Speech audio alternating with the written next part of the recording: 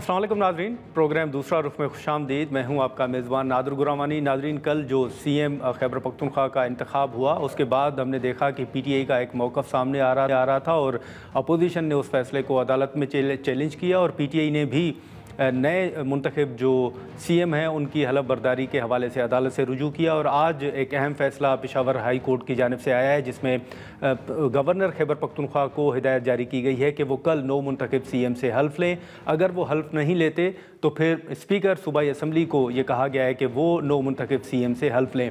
अब पहले गवर्नर साहब ने जो इस्तीफ़ा रिजेक्ट किया, दस्तखत पर एतराज़ात उठाए थे, अब उनका मौक़िफ़ ये सामने आ रहा है कि उन्होंने कभी भी हल्फ लेने से इनकार नहीं किया। लेकिन अब भी जो हाल ही में एक अहम प्रेस कॉन्फ्रेंस भी हुई DGISPR साहब की जानिब से, और उन्होंने जो खैबर पख्तूनख्वा के अंदर अमन अमान की सूरत हाल के हवाले से ज़िक्र किया, उसके बाद हुकूमत जिन ऑप्शंस का ज़िक्र कर रही है, हाल ही में आपने सुना होगा कि पहले भी गवर्नर रूल के हवाले से बात हुई, फिर ये भी कहा गया कि ये तमाम आइनी ऑप्शंस हैं, एमरजेंसी के नफाज के हवाले से भी डिस्कशन जो है वो चलती रहीं। अब हुकूमत के पास ऑप्शंस क्या हैं, क्योंकि अता तारड़ साहब ने नौ मुंतखब सीएम के हवाले से बड़े शदीद तहफ़्फ़ुज़ात का इजहार भी किया था और उन्होंने ये वाज़ेह कहा था कि वो ये नहीं होने देंगे। किस तरह हुकूमत आगे बढ़ेगी और कल क्या होगा? बैरिस्टर एतजाज़ एहसन साहब सीनियर पॉलिटिशियन हैं, कानूनदान हैं, हमारे साथ मौजूद हैं। बहुत शुक्रिया एतजाज़ एहसन साहब। सर, कल आपने देखा कि अदालत से रुजू किया गया, पीटीआई की जानिब से भी, अपोजिशन की जानिब से भी, और आज एक अहम फ़ैसला सामने आया है। गवर्नर को कहा गया है कि वो हल्फ लें। आप समझते हैं सर कि जो दस्तखत पर एतराज़ात थे गवर्नर साहब की जानिब से, वो कोई एतराज़ात मुनासिब नहीं थे, और आज के फ़ैसले पर क्या कमेंट करेंगे?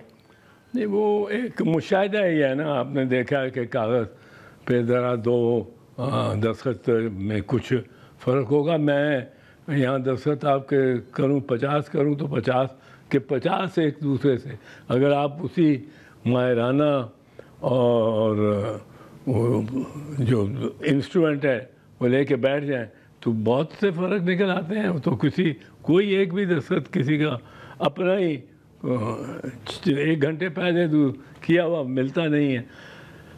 पर ये मुझे नहीं समझ आती, मैं इससे बड़ा कासिर हूँ कि इन छोटी छोटी बातों से।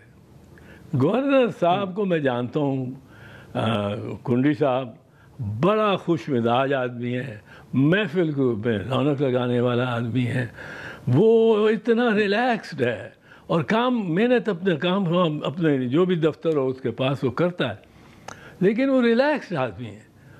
उसको भी ये छोटी छोटी क्या चुटकियाँ काटने वाली बात है। आइन में लिखा हुआ है, आइन में ये लिखा हुआ है कि अगर गवर्नर किसी वजह से ना हो, मुल्क से बाहर हो, गवर्नर बीमार हो, वो उसकी जगह वहाँ तो ये भी है कि वो जिसको चाहे डेलीगेट कर दे। और ये अगर स्पीकर या कोई ऐसा उस पार्लियामेंट से मुंसलिक शख्सियत कर देती है तो आइन तो क्लियरली इसकी प्रोवाइड करता है इसके लिए। बिल्कुल, लेकिन एतजाज़ साहब, जैसे पहले भी कहा गया कि खैबर पख्तूनख्वा के अंदर पीटीआई का मैंडेट है, उनके नंबर सबसे ज़्यादा हैं। ये एक अलग बात है कि इलेक्शन कमीशन ने उनको आज़ाद डिक्लेयर किया इस इलेक्शन से पहले, लेकिन फिर ये जो गवर्नर साहब का आप जिक्र कर रहे हैं सर, आप नहीं समझते कि पीटीआई का मैंडेट था, उनको ये इलेक्शन खुश असलूबी से ये प्रोसेस मुकम्मल होने देना चाहिए था? आपकी नज़र में फिर गवर्नर साहब ने ये एतराज़ात क्यों उठाए सर? ये गवर्नर साहब ने, मुझे तो लगता है जैसे उन्होंने आज बाजू भी छुड़ाया है कि ज़रा नॉन सीरियसली किया होगा, पर इतना सीरियस इशू है ये, और इसको इस तरह इनको मैं तो नहीं चाहता, मैं तो नहीं समझता कि ऐसी कोई कंडक्ट और ऐसा पोजीशन लेना चाहिए था गवर्नर साहब को। पीपल्स पार्टी की तो ट्रेडिशन ये रही है भाई, हम तो बड़ों को नज़रअंदाज करते रहे, उनकी कोई खामियां हो गई, गलतियां हो गई उनसे। तो अब इसमें तो ये बड़ा क्लियर है, दुनिया जानती है कि 8 फरवरी के जो इलेक्शन थे, 8 फरवरी के इलेक्शन उनको कहा जाता है, ان میں اب تو کسی کو شک نہیں رہا کہ جتنی فارم اور جتنے وہ مٹیریل تھا جس سے فارم 47 آخر میں منتج ہوتا تھا، وہ مٹیریل انہوں نے ضائع کیا ہے. ڈٹرمن کیا ہے کہ کتنے پولنگ اسٹیشن، کتنے کانسٹیچوئنسیز دینی ہے نواز شریف کو. اس سے طے ہوا تھا ان کا 99 سیٹس کا جب نواز شریف جیتا ہے 2013 میں. اب اس کے بعد یہی چل رہا ہے. اب اس کے بعد وہ جب اس کی کنسٹیچوئنسی میں نواز شریف کی اور یاسمین راشد کی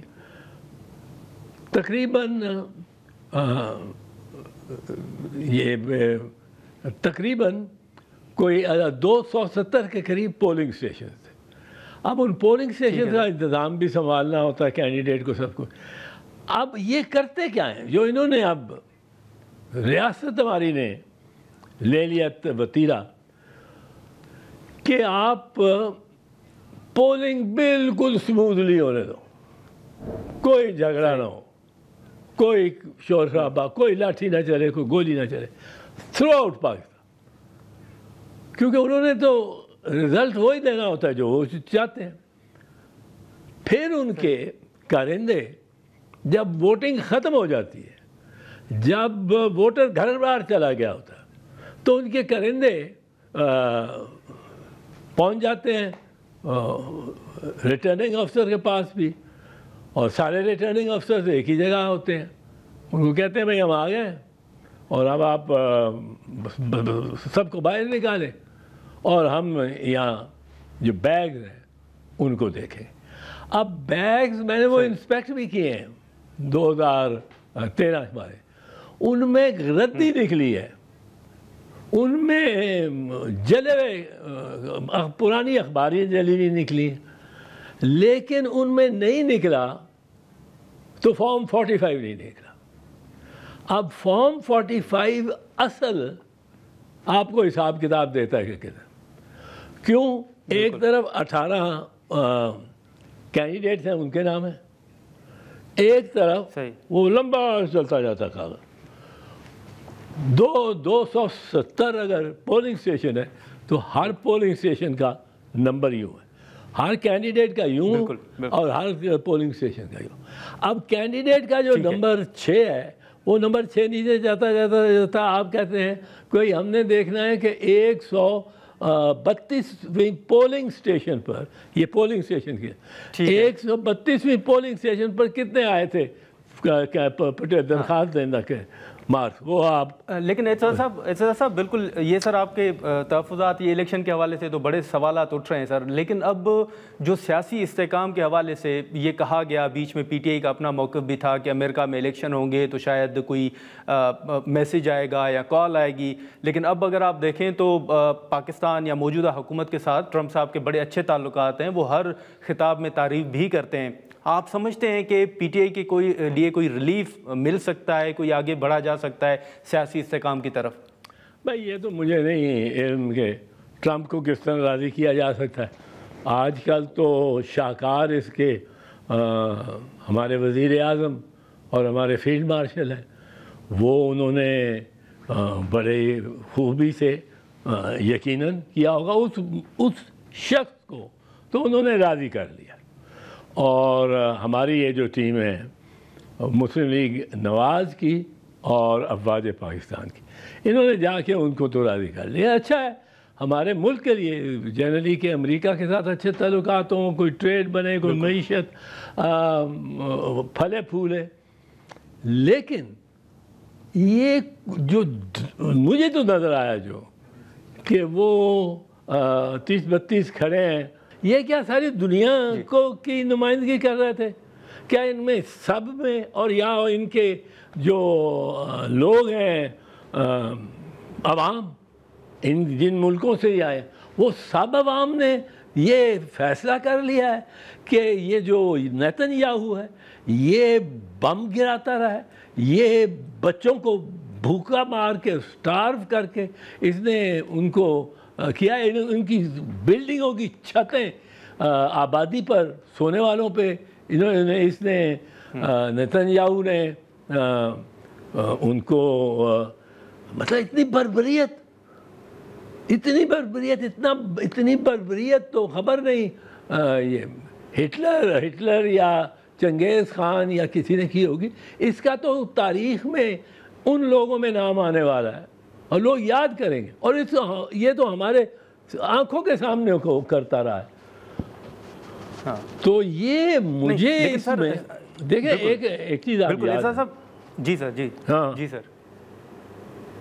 سر، یہ جو آپ نے انتخابات کے حوالے سے جیسے بالکل واضح ایک موقف رکھا کہ اب ہر بندے کو معلوم ہے کہ انتخابات میں کیا ہوا، اسی طرح اب وہ سر سارا پروسیس ہو گیا، لیکن اب آپ کو خان صاحب کے لیے یا پی ٹی آئی کے لیے کوئی ریلیف نظر آ رہا ہے سر مرکز میں، یا خان صاحب کی رہائی کے حوالے سے کچھ نظر آ رہا ہے سر آپ کو؟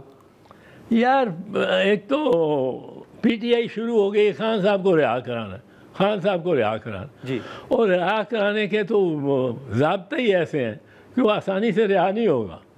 آپ عدالتوں میں جا رہے ہیں اور پرسو کر رہے ہیں، عدالتیں آپ سے بہت زیادتی کر رہی ہیں خان کے ساتھ، اور اس کے خلاف یہ عدالتیں ہماری سپیریئر موسٹ عدالتیں، جس عدالت نے نشان لیا پارٹی کا، وہ نشان پارٹی کا نہیں، وہ نشان تو ووٹر کا تھا جو پڑھ نہیں سکتا. وہ دیکھتا ہے کہ یہاں تیر ہے تو بلاول کو ووٹ پڑا جائے، یہاں اگر آپ کا وہ بلہ تھا تو بلے کو بھی ووٹ دیا جائے. یہاں ہمارے جو ہم سوچتے ہیں کہ آج بڑے خوش نظر آ رہے تھے مجھے شہباز شریف، اور وہ اپنے پوزیشن انہوں نے ایسی رکھی ہوئی تھی کہ ٹرمپ کے کیمرے کے فریم میں ہی ان کی تصویر آئے. اور پر یہ we will have to row these days. یہ مجھے ایک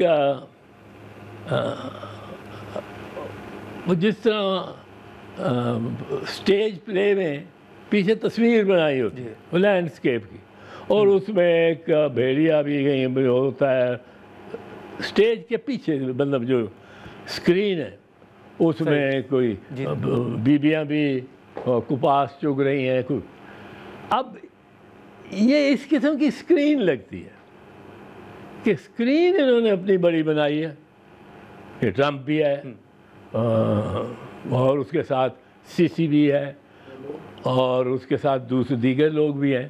اور اب آپ نے یہ بنا کے اور کھیل چلا دیا ہے.